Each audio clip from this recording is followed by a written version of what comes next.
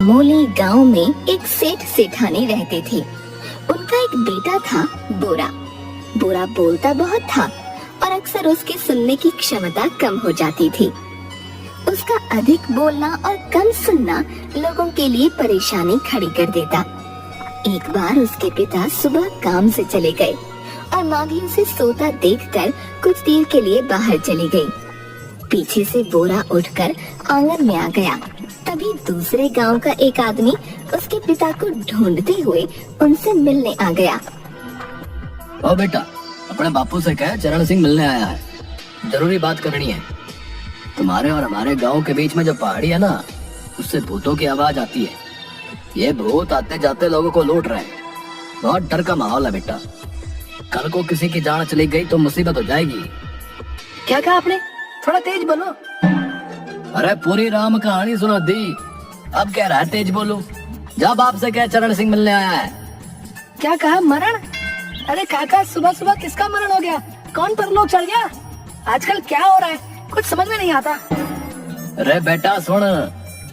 काका सुनो तो, आपको पता है वो सामने वाली बुढ़ी काकी है ना, सब उसे बुढ़िया बुढ़िया कहते हैं, पर मैं नहीं बोलता, बहुत आदर करता हूँ बड़े बुजुर्गों का। उसके बेटा बहू पास के गांव में गए थे जरूरी काम से। काकी खूब तंदुरुस्त थी। किसी ने न सोचा कि वो ऐसे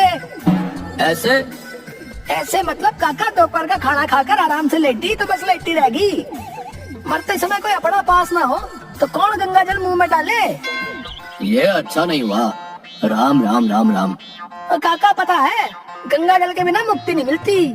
आदमी नरक झेलता है। नरक सुना है, नरक में कोड़े पड़ते हैं। कुछ हो ना हो, हर आदमी का मरण बढ़िया होना चाहिए। अरे बेटा, स्वर्ग नरक कुछ ना होता, इंसान के कर्म होते कर्म। अरे आप ना बहुत धीरे बोलते हो, हैं?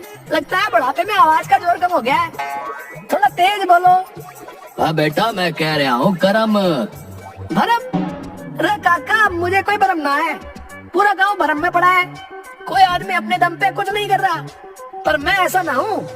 बापू के नाम की लाज रखी है मैंने। मजाल है कोई आदमी मेरे सामने खड़ा हो जाए। सब आदर से हाथ जोड़कर प्रणाम करें। अब तू अपने बापू को बुलाएगा कि नहीं? अरे कुछ समझ नहीं आ रहा, क्या कह रहे हो? थोड़ा तेज बोलो। अरे अब क्या मैं मुंह में लाउड स्पीकर वाला हारन लगा लूं? है बहन? किसकी बहन?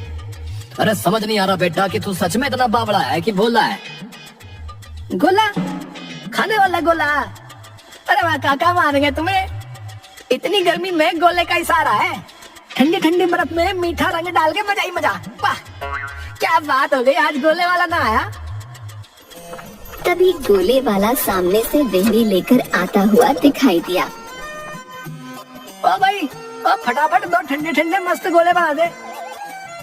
भैया आप भैया आप भी ना मजाक कर रहे हो। गोला तो ठंडा ही होता है। गंदा? तुम गंदा किसे कह रहे हो? तुम हो गंदे, मैं तो एकदम पवित्र हूँ भैया। मैं तो भूल ही गया था, ये पहरा है। जब तक इसकी गनपट्टी पर पड़ते नहीं, इसे कुछ ढंग से सुनाई नहीं देता। गोले वाले ने 2 गोले बनाकर एक 10 का नोट उठाकर बोरा को दिखाकर देने का संकेत किया। अरे मुंह से ना बोल सकता क्या है? मुझे अपनी तरफ बहरा समझ रखे है। बोरा ने उसे 10 रुपये देकर 2 गोले ले लिए। एक गोला खुद चाटने लगा और दूसरा उसने चरण की ओर बढ़ा दिया। अब क्या इस उम्र में तू मेरे दांत गिरवाएगा जो ये ठंडा बर्फ का गोला दे रहा है? गंदा? काका ये गोले वाला तो पागल है। आप तो मुझे गंदा मत कहो। अरे बेटा, तू गंदा नहीं, मैं पागल हूँ। काका ये बहरा है, इसे बहुत कम सुनाई देता है। बोलोगे क्या, सुनेगा क्या? अरे तो पहले क्यों ना बताया मैंने?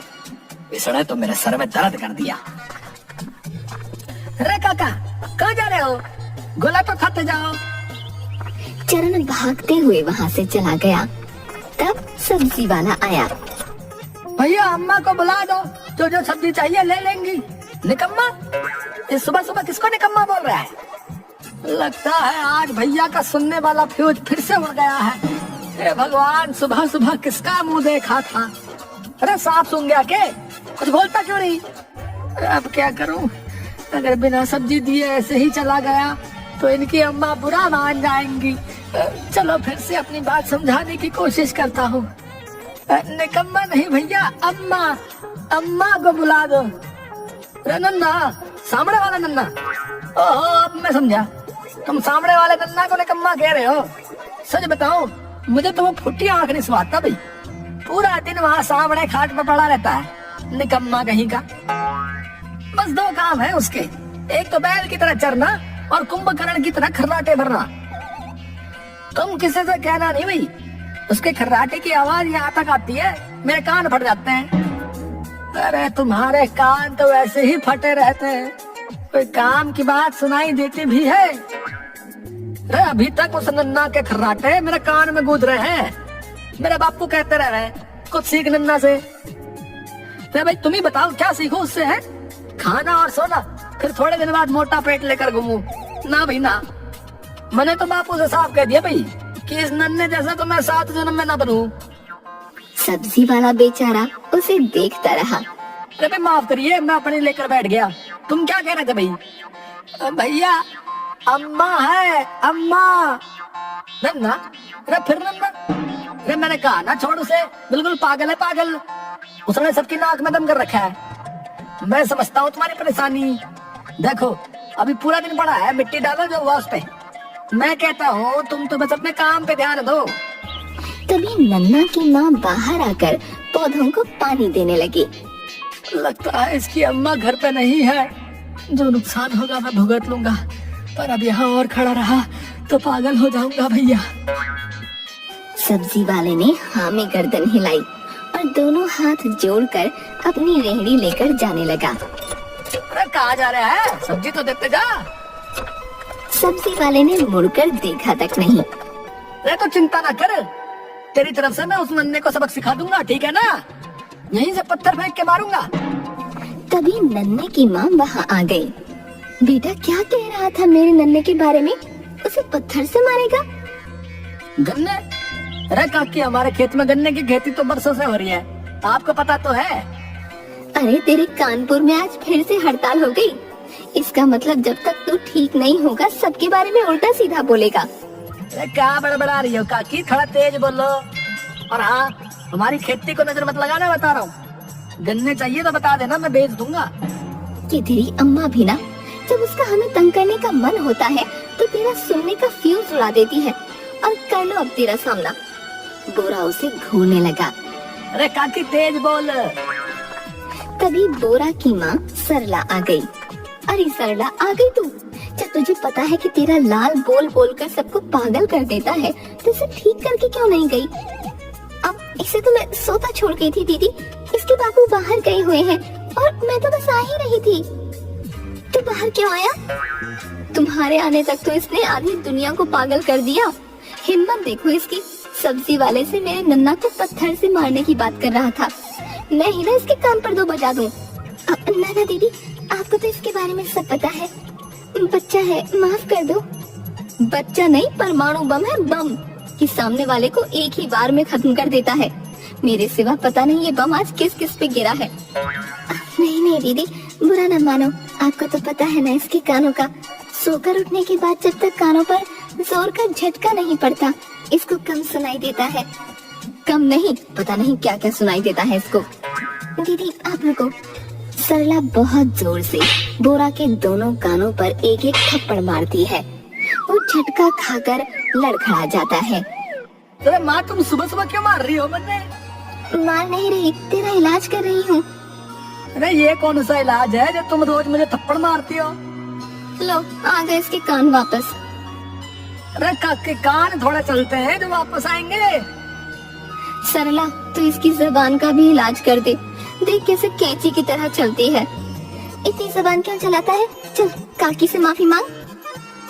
माफी? मैंने क्या किया है? तुझे तो पता भी नहीं तू क्या कर चुका है बेटा। अरे काकी, आप बड़ी हैं इसलिए माफी मांग रहा हूँ, मुझे माफ कर दो काकी। हे प्रभु, इस लड़के से तो भगवान बचाए, कहकर वो चली जाती है। सुन, जाकर देख तेरे बाबू अभी तक वापस क्यों नहीं आए। ठीक है। बोरा खेतों से होता हुआ जाता है। ओ बोरा, कहाँ भागे जा रहा है? बोरा उसे देखने के चक्कर में एक पत्थर से टकराकर जमीन पर गिर जाता है। अरे अरे संभल कर भाई, बोरा कानों को मसलते हुए खड़ा हो गया। चोट तो नहीं लगी? मुर्गी? यहाँ तो मुर्गी नहीं है। तो मुर्गी छोड़, सुन, आगे वाली पहाड़ी की ओर मत जाना। सुना है वहाँ पिछले 1 हफ्ते से भूत का साया मंडरा रहा है। बोरा को कुछ समझ नहीं आया। वो मुंह बनाकर वहाँ से आगे चल दिया। मेरी बात याद रखना, ठीक है?